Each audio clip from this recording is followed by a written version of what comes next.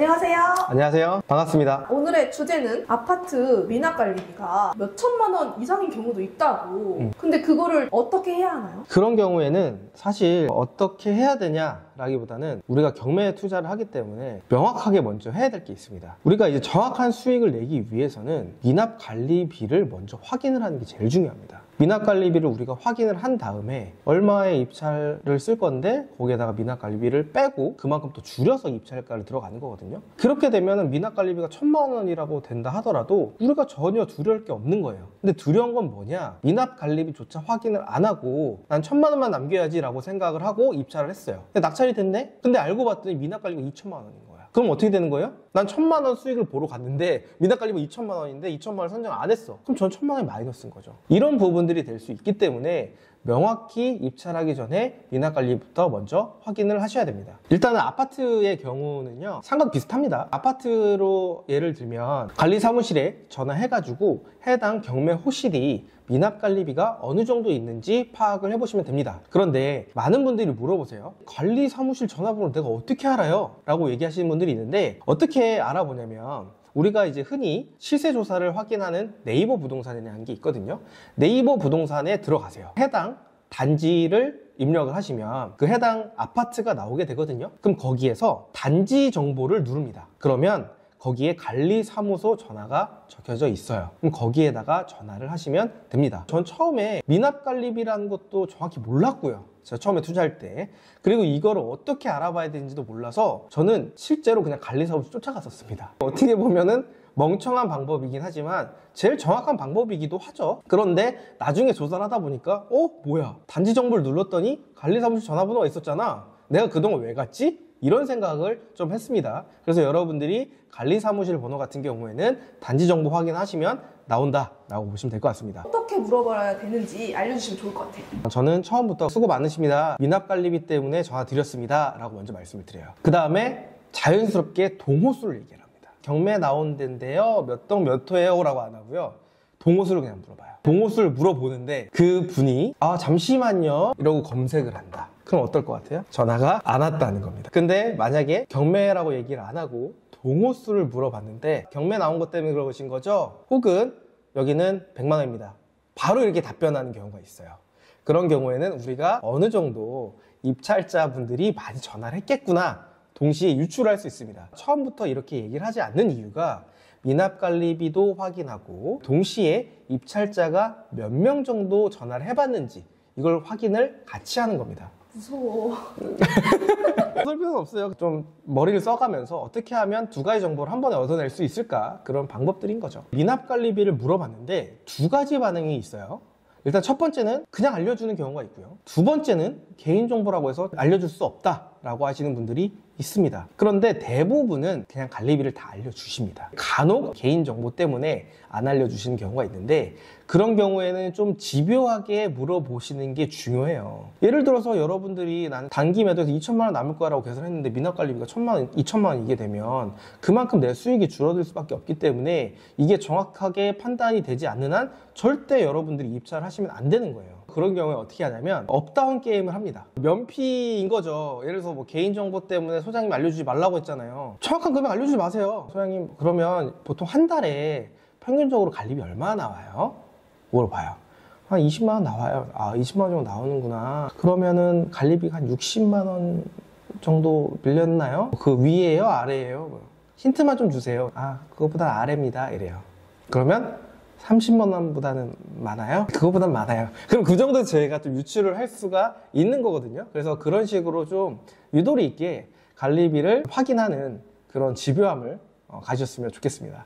진짜 꿀팁인데요? 그쵸? 경험으로 얻은 꿀팁? 경험이죠. 이 경험이 어떻게 생긴지 아세요? 제가 항상 강의할 때 느껴요. 전 진짜 모르고 시작을 했거든요. 모르고 시작을 했기 때문에 어떻게 보면 좀 무식한 짓을 많이 했어. 관리사무실 연락처도 알아내서 전화도 알아볼 수도 있고 여러 가지 편하게 조사를 할 수 있었던 거를 저는 그냥 막무가내로 부딪혔거든요. 관리사무실 맨날 찾아갔었어. 근데 관리사무실에서 개인정보 때문에 안 알려준다는 거예요. 전화면 빠르게 포기해요. 왜? 내가 버튼 눌러서 전화하는 게 안 알려준다고 해서 내가 힘든 건 아니니까. 저는 이거 조사하려고 거기까지 간 거거든요. 근데 거기서 안 알려주면 전 왔다 갔다 시간부터 해가지고 굉장히 시간을 많이 날리게 된 거예요. 그러다 보니까 어떻게든 내가 알아내야겠다라고 하다 보니까 이런 방법들이 생긴 겁니다. 처음부터 이렇게 알고 있었다? 그건 아닙니다. 그만큼의 노력과 시간이 있었기 때문에 제가 여러분들 앞에서 이런 노하우적인 부분들을 얘기할 수 있었던 거죠. 그러면 미나칼리비를 알아냈어요. 1,000만 원이래요. 그럼 1,000만 원을 다 제가 내야 되는 거예요? 그렇지는 않습니다. 일단은 이거를 여러분들이 이해를 하시려면 대법원 판례를 좀 보셔야 되는데요.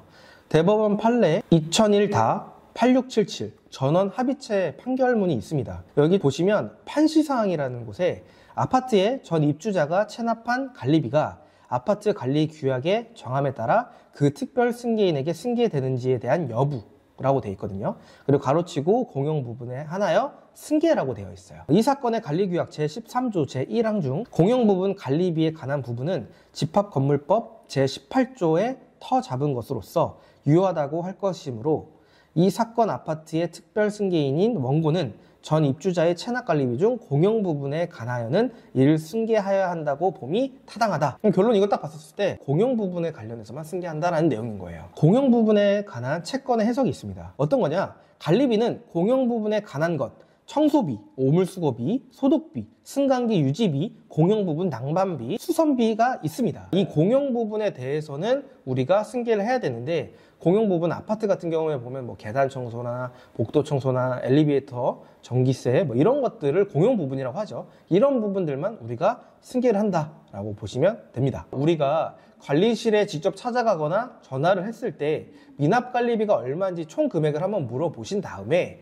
여기에서 공용 부분이 얼마예요? 라고 물어보시는 거예요. 100만 원이 밀려있다? 그럼 공용관리비는 한 50만 원일 겁니다. 대략적으로는 100만 원이면 한 50만 원 정도가 공용관리비일 거지만 명확하게 전화를 해서 공용관리비가 얼마인지를 물어보는 게 더 중요하죠. 세대에 쓴 전기세나 수도세, 도시가스 이 비용은 우리가 인수를 하지 않습니다. 근데 제가 처음부터 전화해서 미납 공용관리비 얼마예요? 라고 물어볼 수가 있었는데 왜 안 물어봤냐면요, 관리실 입장에서는 싫어합니다. 소장님 같은 경우에는 관리비가 계속 밀려있잖아요. 스트레스 엄청 받아요. 아파트 관리단에 동대표들이랑 회장들 있잖아요. 똑바로 관리 안 한다고 소장님들한테 스트레스를 줍니다. 경매가 나왔어. 엄청나게 많이 밀려있던 세대였어. 그래서 이슈가 많이 됐어요. 근데 제가 이걸 경매를 낙찰 받으려고 공용관리비 얼마예요? 이렇게 물어보면 그거 자체가 기분 나쁜 거야. 이해되시죠? 그러니까 처음에 미납관리비 얼마예요? 라고 물어보고 공용관리비는 얼마고 전용관리비는 얼마예요?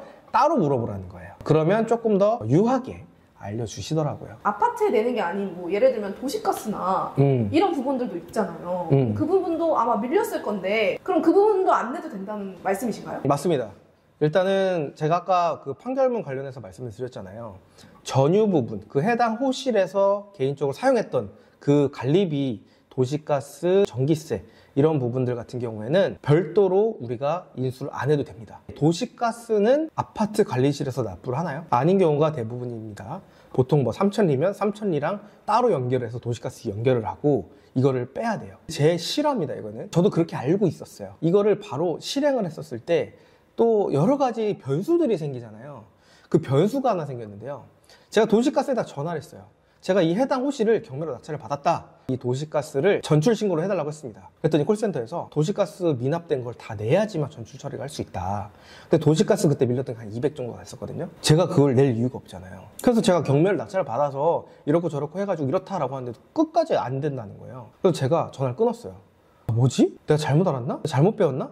이 생각을 했었다가 다시 전화를 했습니다. 그리고 나서 제가 어떻게 했을까요? 체납 관리비 담당자분을 연결해 달라고 했습니다. 그래서 그분이 연락을 주셨어요. 제가 상황 설명을 했더니 그냥 바로 그게 맞습니다 라고 이렇게 얘기를 하시더라고요. 제가 그때 나서 느꼈던 건 뭐냐, 처음에 전화 통화하셨던 분은 콜센터 직원이잖아요. 콜센터 직원이면 보통 전입, 전출 기본적인 업무들만 많이 하지 경매 때문에 미납 관리비가 있는데도 전출을 시킨 경험이 없었던 거예요. 혹시나 전화했는데 그런 상황이 된다라고 하면 체납 관리비 담당자한테 전화를 하셔가지고 서류를 주시면 됩니다. 사용자 변경 신청서라는 걸 양식을 받을 거예요. 그걸 작성하신 다음에 낙찰 영수증이랑 등기부 등본 보내주시면 그쪽에서 미납관리비가 200이 있든 300이 있든 1000만 원이 있든 그 전 점유자 그 분에게로 쫓아갑니다. 그 부분은 우리가 신경 쓸 필요가 전혀 없습니다. 그럼 이제 우리가 아까 얘기했던 것처럼 미납관리비 중에서도 전유관리비, 공용관리비 이런 것들을 더 세부적으로 물어보라고 했잖아요. 낙찰 받기 전까지는 웬만하면 이렇게 뽑아주지는 않는데 낙찰 받고 나서 낙찰 영수증 보여드리면 세부 내역서 보내주세요 라고 하면 지금 해당 사진처럼 보내주시거든요. 근데 여기는 어떻게 돼 있냐면 고지 연월, 고지 금액, 연체료, 총 관리비, 전용 변기료, 전용 수도료, 전용 관리비, 공용 관리비 이렇게 있거든요. 근데 여기에서 우리가 인수해야 될 거는 공용 관리비만 인수하면 된다.